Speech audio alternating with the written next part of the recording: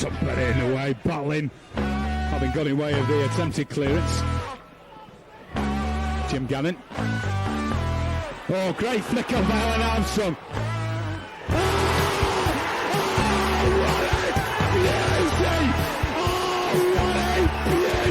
It's against Bradford, but here's Warburton! Yes! Trying to manufacture the shot, gets it away, yeah! Not got it clear.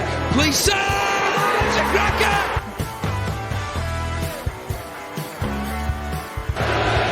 Running Armstrong, played in the game, and a superb goal!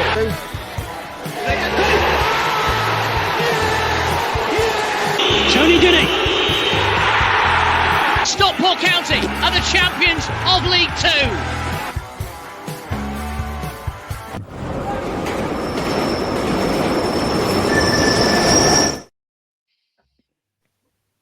Good evening, Paul. Evening, chaps. Good to see you. Good evening. Good to see you too. Good to see you all.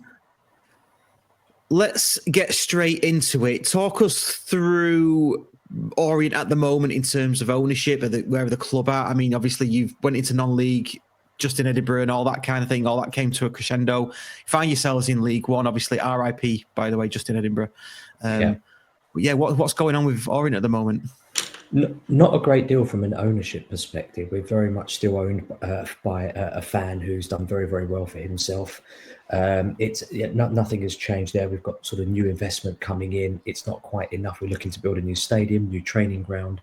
That takes a lot of money. There's not a lot of people with deep pockets that want to get involved in League One football. Obviously, unsurprisingly. So from our point of view, we're trying to find the right people that can help us get to the next level. We're selling out of our stadium. We're in a very, very densely populated part of London. Well, we're in London. We're in Leyton, which is in the borough of Waltham Forest, which is one of the boroughs in London, in central London, and it's in a very built-up area. There is not really any great room for expansion, and I don't think the neighbours would be too pleased if we did. So from that point of view, we're very much in a position where we need to find a new home, but we are very much looking to stay within the London borough of Waltham Forest, which is where we currently are. So it won't be like doing an MK Dons, for example.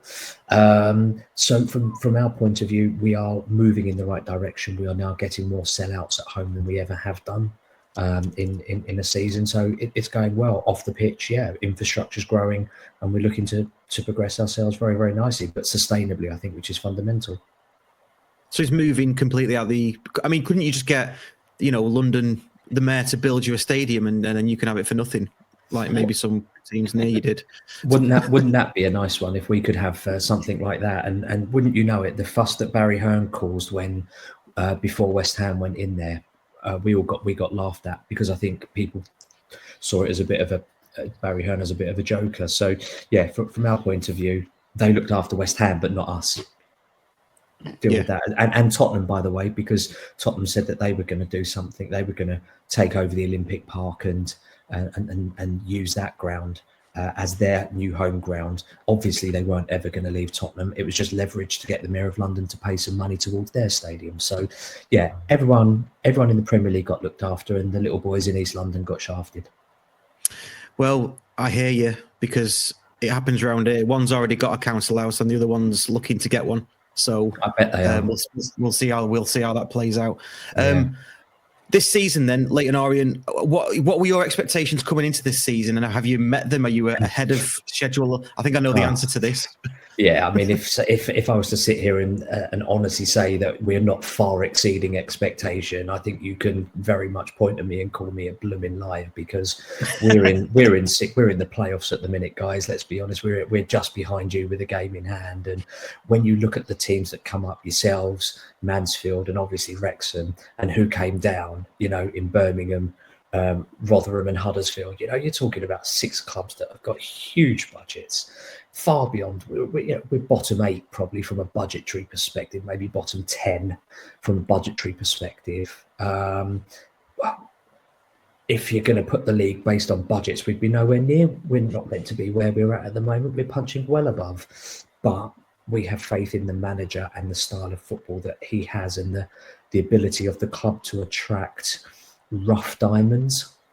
to come in and unheard of people that perhaps have a point to prove.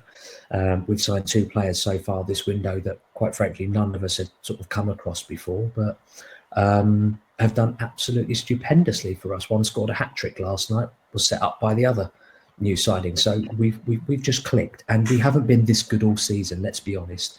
It's only in the last sort of 60 days that we've really clicked. Our game against Oldham in the FA Cup, where our keeper goes up for the last minute free kick and heads in, that was the catalyst for our resurgence, if you like. We were 20th, 21st at the time. We were in the last relegation spot, and we went unbeaten in December.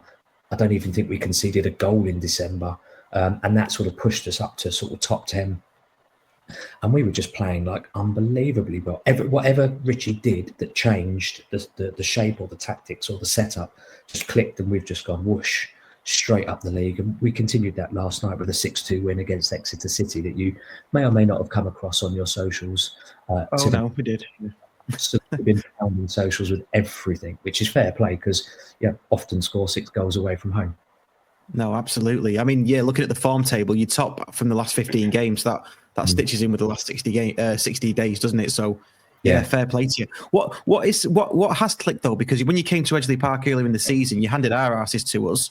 I think it was more of a game of you took your chances when they came. Is that still the case? What sort of way does Richie like to play? Richie loves a high press. He loves, so we've got a striker up front. We play a 4-2-3-1 formation. We have Charlie Kelman up top, and he isn't prolific from a goals to game ratio perspective, or whatever stat you look at. You wouldn't sign Charlie and say, prolific goal scorer, like a Haaland, for example. I know it's wildly different, but you wouldn't compare the two. But what Charlie does bring is the defence from the front. And the reason we were able to keep so many clean sheets over that time, we broke our own club record in that time by keeping 7 clean sheets. And the reason we could do that is because our defence work started at the front with Charlie chasing down the defenders, and then the midfield, the 3 behind him, closing them out, winning possession back very quickly. People don't like to be rushed, and people get a bit skirmish when they're that deep in their own half because people try to play out from the back and follow the Premier League rule. Ways of doing it, and some defenders are not capable of doing that, and they get pressed. They don't like it. They make a mistake. They turn over possession, and we're already 2/3 of the way up the pitch. So therefore, we have less running to do, and we are able to maintain our energy levels a little bit better. But we're very much a hard-working, grafting team, and a lot of what we've done is just really going back to basics and doing that. And I think also cutting out the errors that we were making at the start. Our first few games, Birmingham, Bolton, Charlton, I can't remember off the top of my head, but we didn't win those games. And I remember coming on some podcasts at the time, not necessarily your one, but other podcasts where I said, I think it was a Charlton podcast maybe, but I said, don't underestimate us because the results don't reflect the performances that we've been putting in. And all right, we lost the game, but people were still pleasantly surprised about how well we've done, but are now not very surprised about how well we're doing now because it's just clicked. The performances were there, the mistakes were there. We took out the mistakes that we were being punished for, and now this is what happens. Yeah, no, fair enough. You mentioned Charlie Kelman there. Who else are we going to look out for on Saturday? I know it's Jamie Donnelly's got 5 assists, but Charlie Kelman seems to be the guy that's notching quite a lot. Is anybody else we need to look out for? Well, Jamie Donnelly is definitely one to be looking out for. He got a beautiful goal last night. I think it was our 5th or 6th goal last night. Absolutely outstanding technical player, vision, ability to find a pass. He set up a goal on Saturday against Reading. He set up our 2nd or 3rd goal yesterday or last night against Exeter. If you watch that back, I mean, obviously it's on the club socials. Watch the highlights of our game last night, and you'll just see the types of players that we've got and what they can do. Is there any standouts? I mean, the problem we've got is we've got quite a few injury problems, which may come as some sort of comfort to you guys. Excuse me, our centre-back Omar Beckles went off injured with a bad hamstring last night. We don't know what the outcome of that is at the moment. Sean Clare has only just come back from injury. He was out for quite some time. He went down injured last night. We don't know what the outcome of that is. Ethan Galbraith looked to have hobbled off. Dylan Marcandy, the new guy, who's a very tricky attack focused winger that we've just got in from Blackburn on loan, former Tottenham youth player. So we are struggling for injuries. So I don't know who's going to be available to be put out there, but certainly the new lad that we've just signed from Swansea, Azim Abdullahi, who is a central midfielder playing out on the left wing, on the right wing, sorry. So yeah, him, Kelman, Darren Pratley, let's not overlook the elder statesman of the group, 39 years old, running around like a 25-year-old. It's absolutely unbelievable. He defies his age by quite some considerable margin. He's just everywhere. And at the back, Jack Curry. We like to play Ethan Galbraith, who's a attacking midfielder at right back, because it gives him more time to come from the back and move forwards with the ball, and it gets him more touches on the ball and allows him to help create from a defensive position. It's very clever. Rich is very, very clever about how he utilises the best from our squad. Yeah, he's always been a wily old manager, hasn't he? He's good at getting the best out of players, definitely. Really. Good stuff. Expectations for Saturday then. What, before we get onto the score prediction, what are the expectations? Are you thinking it's the form's going to play true and you're going to beat us, or are you expecting a tougher game from us than definitely at Exeter? What's the thinking? We don't believe that there are any easy games in this league, regardless of where anybody is in the position, because you look at Burton now that are slowly making a little march out the relegation. Shrewsbury with Gareth Ainsworth, they may come out of that as well. So there are no mugs in this league, and to take any one foreign mug in this league will be at your peril, and you will lose and be embarrassed by it. So we don't ever think that. We certainly think that obviously the stronger teams in the league, like yourself, with the budgets and the availability of players that you have, will probably and our in. Well, you just knocked yourself onto mute there, mate. Beg your pardon, sorry. We think that with the injuries that we've got and sort of the squad that you've got and perhaps the strength and depth that you have, that we probably won't have for Saturday, will possibly play to your hands a little bit. So I don't want to be all arrogant and sit here and say, yeah, well, we smashed the team last night 6-2, we'll smash you 3-0, because I'm not, quite frankly, I'm not that arrogant. I'm quite grounded. I think it'll be a very tight game. I think it'll be a very close game. I think there'll only be a goal in it one way or the other. 1-0 or a 2-1, one way or the other. I'd obviously feel confident enough at the moment to say that I think we would get a result. I don't think many teams want to come and play us at the moment. I think people are quite concerned, regardless of what homework you do on us, because obviously everybody does. Everyone uses the data and the stats and the analytics. But we've got some very clever footballing brains in the squad that know how to work their way around the offensive side of what people are trying to stop us doing. Yeah, good shout. So you touched briefly on score prediction, then you sort of dipped your toe in there. Just put this up first. Drew Robinson says they're expecting another spanking from the O's. Go on, give us a score prediction. We've done quite well to keep clean sheets, but obviously last night we conceded 2 goals in the second half quite early on. We didn't concede on Saturday against Reading. I'm going to go 2-1 Orient. Fair dues. Quick whiz around the table. Wacky, what are you going for?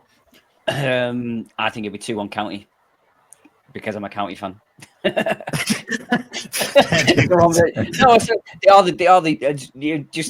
are the team in form, but I just think we played really badly and they played really well at our place, so I think we've got something to prove on that side. Maybe, and I'm not reading into the injuries, because we've seen that before. Plenty of teams that we've played where they've had loads of injuries, and yeah, there you go. It's always frightening. But I'm still confident. The way we've played lately, I think 2-1 to County. Andy? 3-2 to us. You're going down as well, aren't you? But You've got money on that? Yeah. Absolutely not. But one thing I won't be doing though, Paul, is like you said earlier, I won't be watching the highlights of you scoring 6 goals before I'm about to before heading down to London to watch my team play. So no thanks, but no thanks. No problem. Fair enough. Rob, what you reckoning, mate? I mean, we were probably the team in form when they beat us back in September, was it? And that was a bit of a surprise then. I'm going to go optimistic, and I'm just going to say we're going to win there 4-1. Oh, I like it. I like Welcome it. to something the different Andy in and the Waggy water, train. Oh, yeah. Tell you what, you can come again, Rob. You can come again. Getting loads of score predictions coming in. I mean, based on form, based on everything around it, I would snap your hand off for a draw. And I think it was important that we won last night, because if we'd not, it'd have been. I think you could have even matched us. I think if my points are right in my head or something. Yeah, we've got a game in hand, which is Birmingham. Yeah. We've obviously got a little fact of dealing with Manchester City in the FA Cup. Fourth round to contend with as well. So obviously there is that carrot being dangled in front of the. Well, you don't need to dangle that carrot. We haven't got a massive squad. It's not like we've got like 30 first choice players here to choose from. Yeah. Be lucky if we have 18 on the day. But we've got Birmingham as a game in hand. I think our goal difference is there or thereabouts with yours as well. So yeah, we win that. I think we do go above you. Yeah. I thought to be in the might. playoff conversation is well above what we expected this season. We finished 11th last season in a smaller budgeted group of teams. Yeah, because you've got a game in hand on us. You're on plus 15 in terms of goal difference. 16, we're on 15. So if you do win that game in hand, tough game in hand, I think. 100%. 100%. They're all winnable, aren't they? But I think we're now looking at this from a situation. Our whole season's turned around. We're not scared of anybody. Anyone can beat anyone on their day, and we just happen to be the most informed side in the league at the moment, which is great for us as Orient fans. But let's not get carried away by things. You can easily be kicked off your perch by not turning up and just thinking you're going to win. Just about to say until Saturday. Well, I don't know about Saturday. Yeah, it'll be something innocuous like Shrewsbury at home or something like that, won't it? Oh, absolutely. Yeah. They spanked us 3-0. It's a complete we just didn't turn. We turned up for that thinking we don't have to do much. They turned up saying we have to win, and they smashed us 3-0. We were the worst team that we've been all season. Yeah, fair dues. Yeah. Right, Paul, thank you so much for joining us. Really appreciate it. Giving a good insight into Leyton Orient on Saturday. Pleasure, guys. Good luck with your playoff push after Saturday. Yeah, likewise. I wish you all a safe journey down. Whoever's coming down, safe travels. There's some great pubs along the way there. You won't be thirsty. Now we're talking. Nice one. All the best, guys. Enjoy the day, and See you later. good luck for the rest of the season after Saturday. Cheers. See you, mate. See you in a bit.